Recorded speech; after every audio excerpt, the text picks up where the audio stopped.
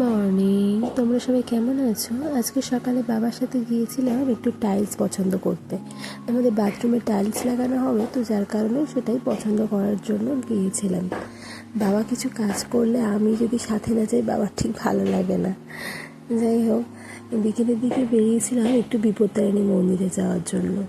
অনেক দিন থেকে ইচ্ছে ছিল, কিন্তু যাওয়ার হয়ে উঠছিল না। এই যে এটা হচ্ছে আমার মাসি আর আমি দুজনে মিলে বেরিয়েছিলাম মন্দিরে যাওয়ার জন্য। অনেক বছর পর একদিন এখানে এলাম, অনেক বছর পর। এই যে পুজো দিয়ে আমরা মায়ের কাছে বেশ কিছুক্ষণ বসেছিলাম, নিজের যা মনস্কামনা মাকে তাই বলছিলাম। আর এই হচ্ছে মা বিপত্তারিণী।